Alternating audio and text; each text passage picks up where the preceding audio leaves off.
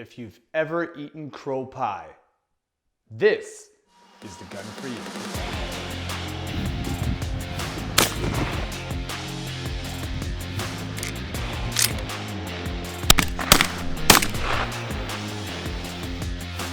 All right, guys, gals, and all my fellow cavemen, welcome to another episode of The Modern Caveman. I'm Sean, and today we're gonna talk about one of my favorite shotguns and probably one of my favorite shotgun companies. So, full disclosure, like usual, I own this bad boy myself, and to be honest, I've only shot a couple of grouse with them. I'm not a big duck or goose hunter. I'm transitioning into that. I really want to, but in the past it's kind of aligned at the same time I'm out there hunting deer and so on and so forth. So I bought this for that purpose. I have had the opportunity to put a few thousand rounds through it though, just shooting clays and having fun. This is the Super Black Eagle 2 by Benelli. So there is a newer version. There are the 3s now, and there is the original ones. These bad guys started roughly in the 80s and 90s. We're gonna kind of go over what I feel is the difference between this and a lot of the other shotguns that I've shot in the past. Barrel length aside and all that kind of jazz. This is probably the softest recoiling, and I know somebody's gonna say something different about some other types, so on and so forth, like the Browning A5s or whatever.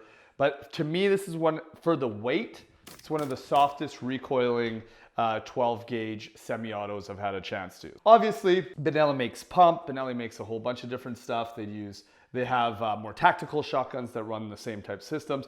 But the biggest difference between, I guess, this and majority of the other shotgun systems out there is its inertia drive.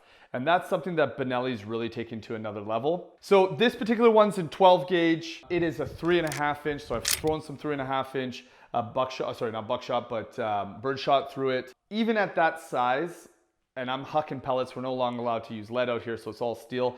I'd be hard found to say that you're gonna have an issue taking down anything that's flying out there, except for maybe a pterodactyl. As far as the feel, this is really one. It's almost got that, it's not a pistol grip, but it's almost in between. That 7.3 pounds, I believe is what it was. Weight you really don't feel in this. It just kind of melts in, especially for a longer, 28 plus inch barrels that are offered in it. It's one of those guys that really snugs in deep. I really kind of line those two sights on it. And even though I have astigmatism, these two bead sights with the furthest one, I don't know if you can see it there, the camera, illuminating. I have heard of some of these guys popping off, FYI, but you can find replacement for them. But I've really had a very easy time acquiring that sight, very easy time bringing it up into the shooting position. Unlike a couple of the other shotguns that I've tried in the past, like Mossbergs and so on and so forth, it doesn't line up to my eyesight as well as this one does. That's one of the main reasons I tried it. Plus, I bought it. Plus, one of the other reasons I ended up going this route is that inertia drive. I was at a gun range on a clay shoot. I happened to try, two different individuals had one of these and one had an A5 Browning semi-auto. This just felt like I could just pump out as many that were in there and continues to be on sight every single time just by how that inertia drive. There's almost zero muzzle flip on it. It's just completely straight back and smooth, which I really enjoyed it. It also comes with this butt pad that probably helps it as well. I believe they call it the Comfort Air. It's supposed to reduce like 50% of the overall impact. I can say it definitely does. Like when I can shoot 3.5 inch, I know I'm repeating it over and over again, but I can shoot 3.5 inch here at clay, which I just do to try out. My buddies are shooting 2 3/4 out of a pump. I know it's different, but they're shooting 2 3/4 out of a pump. That pump pumps you.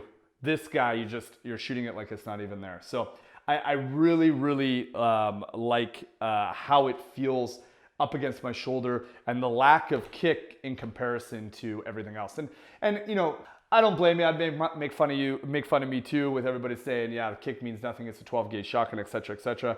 But the way I look at it, everything from ARs all the way up to handguns, etc., etc., the least kick and the least muzzle flip that you can get, the easier it is to acquire the target afterwards, the easier it is for a follow-up shot. You all might be snipers. I'm not. I can't hit every single thing that goes up there every single time. this allows me to do it a lot easier. So chokes, obviously it comes with the whole variety of chokes, you know, full choke, improved cylinder, modified, all that kind of jazz. I'm usually using full choke on the bad boy, but that's just me. So as far as capacity, it's 3+1 and 3.5 inch shell. Depending on where you're hunting and what guidelines you are, you may be only allowed 2 or 3 rounds. So obviously check with your local authorities to make sure you're not going to be doing anything you shouldn't be. There is some jolt taps for some mountings if you're looking to add some optics to it, which would be weird but cool at the same time, I guess. The overall length of this particular one is 49 inches. I have 49.6, so just under 50 inches basically. This is running the 28-inch barrel. I have heard of 30-inch plus barrels on them as well. I haven't seen them personally, but that's what I've heard of. The overall breakdown of the rifle is pretty cool. It comes with, let me stand back here, this case right here. You're pretty much breaking it into 3 pieces. You're gonna have the barrel, charging assembly, and then you're gonna have the butt all in one. A lot of the action is actually in the butt. As far as cleaning this rifle, it's actually a lot easier because of how the system is. It runs one of those cryo barrels as well, so it doesn't bug up as much as I've noticed on a couple of the other guns. I don't know how that is or why that is, but I've noticed that it stays cleaner longer, obviously depending on the ammo and stuff you're using as well. This particular one, because we're in good old Canada A, is made in Italy, but I do know a lot of the American ones are made in the States. If you're looking at a comparison for action, the M2 or the version more of like the tactical version has a similar kind of action if you're looking for something more tactical than for hunting. Are there better? Definitely. Does Benelli even make better? Yes. If you're looking at just doing some trap shooting, this is a lot of fun. If you're looking at doing geese, duck, and all that other kind of good stuff, this is a lot of fun. I would highly recommend it. The sights are good, it lines up well, recoil is really managed. That overall system in it, the inertia system, really dampens that recoil as well. I have personally not, I've heard, just an FYI, I've heard that some underpowered 2 3/4 stop cycling. I've shot a ton of 2 3/4 through this, ton, and I've never had an issue with it not cycling or it not going through. That being said, I have heard of underpower not being able to use that inertia, but it hasn't really been much of an issue for me. All right, so if you like this review, subscribe, click that notification button, put some comments down there, make fun of me, add some extra stuff, build a community.